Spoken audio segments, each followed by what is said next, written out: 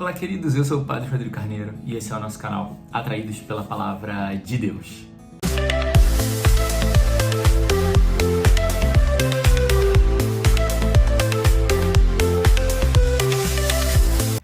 Sejam muito bem-vindos ao nosso canal, ao nosso espaço da partilha da Palavra de Deus. Seja muito bem-vindo você que está chegando aí agora, seja muito bem-vindo você que já faz parte do nosso canal, você que já é um atraído, você que já faz conosco essa experiência da Palavra de Deus. Então hoje, segunda-feira, dia 23, nós vamos ver e começar no livro do Gênesis, lá pelo capítulo 12, mais ou menos, a história e o ciclo, vamos dizer assim, o ciclo de Abraão, né? Que é o nosso pai na fé, né? Que é o primeiro dos grandes patriarcas da nossa história da salvação. Então vai dizer que Deus disse para Abraão sair da sua casa, deixar os seus pais e ir para onde Deus mandasse. Isso é muito interessante porque Abraão sai da sua casa, Abraão deixa sua família, deixa seus pais, né? E vai para onde Deus mandou. E aqui nós vamos ver que nesse itinerário, nesse caminho, Abraão perde o seu conforto, porque perde o conforto da casa, o teto que ele tinha, né? Na verdade não era casa, eram tendas que eles viviam, né? Mas perde a sua casa, perde o seu conforto, perde, vamos dizer assim, os rebanhos, o lugar, porque muitas vezes as famílias, elas têm uma tradição da sua terra, de estar naquele lugar, né? Quantas vezes a gente vê pessoas que saíram do Nordeste, saíram da sua casa e alimentam, sobretudo idosos, e Abraão tinha 75 anos, Abraão tinha 75 anos, então vai dizer, a pessoa, geralmente uma pessoa idosa, que Abraão já era uma pessoa idosa, tem muito apego à sua terra, tem muito apego ao seu lugar, à sua casa. Um idoso tem apego às coisas da sua casa. E Abraão tinha tudo isso, mas ele foi capaz de deixar tudo isso por amor a Deus.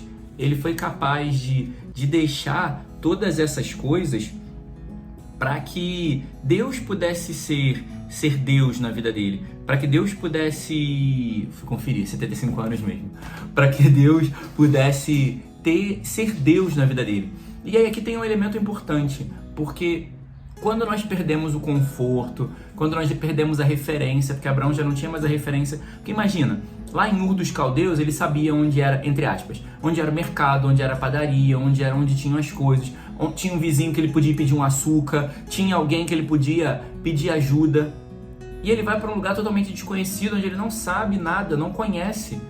Então ele perde todas as referências. E quando a gente perde o nosso conforto, a nossa referência, isso gera uma instabilidade. Deus gosta de fazer isso. Porque quando ele nos desestabiliza, quando ele tira as nossas estabilidades, as nossas seguranças, a gente começa a viver uma vida firmada só em Deus. Porque Abraão não ia ter, a partir daquele momento que saísse, Abraão não ia ter mais nada a não ser Deus. Ele não tinha mais casa, não tinha família, só teria a Deus. Então esse movimento que Deus quer fazer com cada um de nós, ir nos desestabilizando e nos fazendo perder o conforto e nos fazendo perder as seguranças para que tenhamos só Ele, para que as coisas da vida não sejam o nosso conforto, para que as coisas da vida não sejam a nossa referência, para que as coisas da vida não sejam o nosso apoio, né? Não é só apoiar que eu queria dizer, mas as coisas da vida não sejam o nosso refúgio, né? Mas era apoio que eu queria dizer, mas eu esqueci qual é a palavra. Mas que as coisas da vida não sejam o nosso apoio, mas que o nosso apoio esteja em Deus, porque é nele que deve estar todas as coisas. E aí, nessa saída, é interessante porque Deus diz, vai para onde eu te mandar, mas eu bendirei o seu nome, bendirei o lugar para onde você vai, vou bendizer quem te abençoar e vou amaldiçoar quem te abençoar. Então Abraão, quando ele sai, a única coisa que ele tem é uma promessa. Isso aqui é muito interessante, porque a gente precisa aprender a viver das promessas de Deus. E é muito difícil isso. Mas a gente precisa aprender a viver das promessas de Deus. Porque nós vamos nos acostumando a viver de realizações. Eu estou acostumado a viver daquilo que Deus faz, daquilo que Deus realiza. Eu estou acostumado a viver das minhas realizações, eu estou acostumado a viver do fruto do meu trabalho. Eu estou acostumado a viver daquilo que eu sei fazer, daquilo que eu realizo, daquilo que eu opero, daquilo que eu vou desenvolvendo. Só que o caminho ele é um pouquinho diferente, porque a gente tem que se acostumar em Deus a não viver de realizações, mas viver da promessa. Porque a única coisa que nós temos da parte de Deus é uma promessa. Existe uma promessa, vou para o céu e vou vir buscar vocês para lá. Quem foi não voltou até agora para dizer se chegou lá ou não. Mas nós temos essa promessa. Então nós precisamos aprender a viver menos de realizações, porque a gente consegue se apegar muito fácil àquilo que é concreto. A gente se apega a um bem, a uma pessoa, a um lugar, a uma coisa. A gente viaja para um lugar e chega naquele lugar e fala, eu quero ficar aqui para sempre, porque é algo concreto. É algo que eu vejo, que eu toco, que eu sinto, que eu experimento. Só que em Deus nós temos promessas e realizações futuras, não realizações imediatas. Então é disso que a gente precisa aprender a viver. A gente precisa aprender a viver das promessas e esperar as promessas de Deus acontecerem. Só que aqui está a verdadeira luta. Perseverar na espera das promessas de Deus é o grande start da vida cristã. Se eu não aprendo a ser fiel, a perseverar na espera das promessas de Deus, eu não vou viver uma vida cristã autêntica. Porque eu vou procurar refúgios, eu vou procurar seguranças, eu vou procurar realizações, eu vou procurar no que me apegar, em coisas concretas para me apegar. Então nós precisamos aprender a perseverar na espera do cumprimento das promessas de Deus. Isso não é fácil porque a gente sofre muito. Porque as promessas de Deus é caminhar como Abraão, caminhar no escuro, caminhar sozinho. Abraão até tinha esposa, Ló e alguns criados, né? Mas ele não tinha uma referência, assim, ele não tinha alguém que estava do lado dele dizendo, vai, né? Na verdade tinha, que era o próprio Deus. Mas era uma voz que aparecia, que falava com ele em alguns momentos. Mas muito tempo Abraão caminhou, e eu não sei se a gente vai chegar a ver esses dias, mas Abraão, quando ele vai nesse caminho com Deus, ele passa pelo Egito.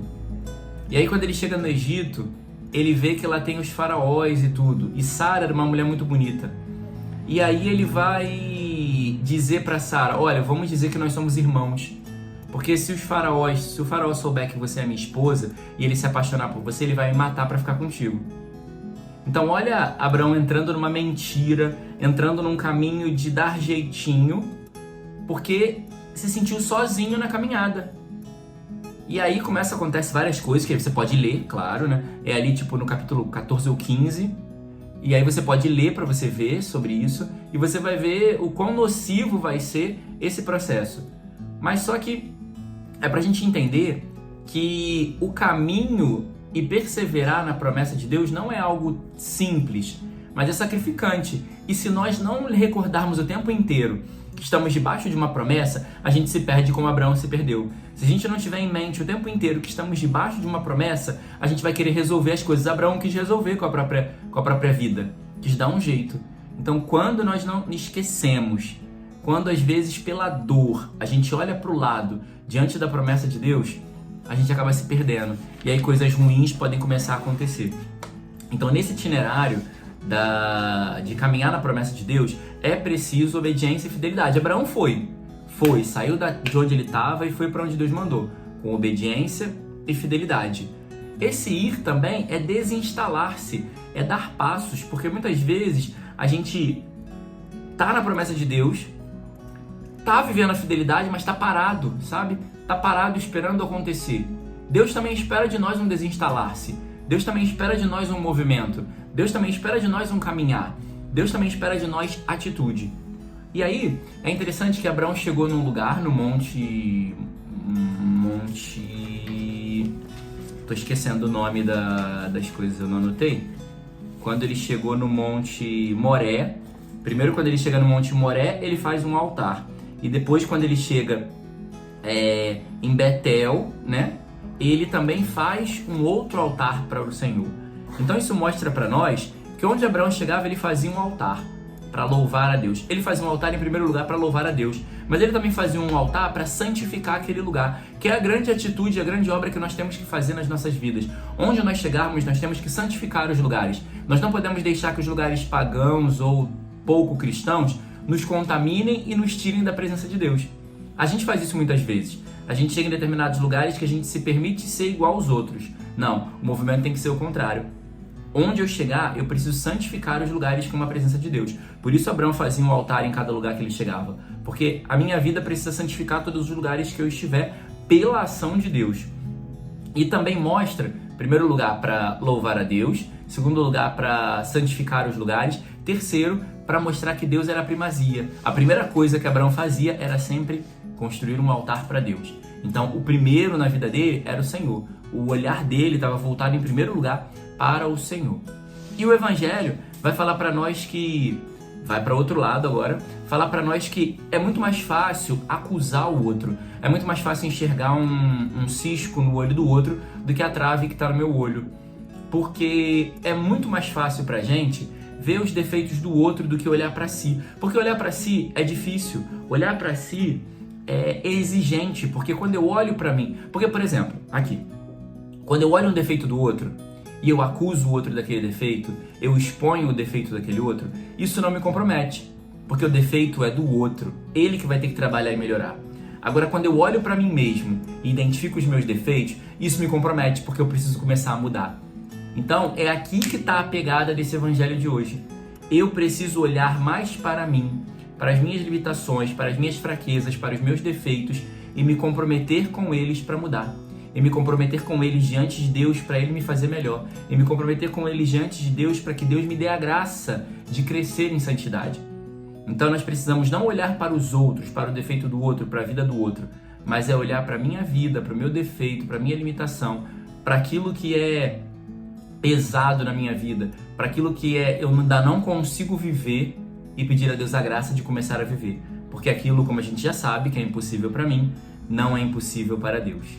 Louvado seja nosso Senhor Jesus Cristo, para sempre seja louvado.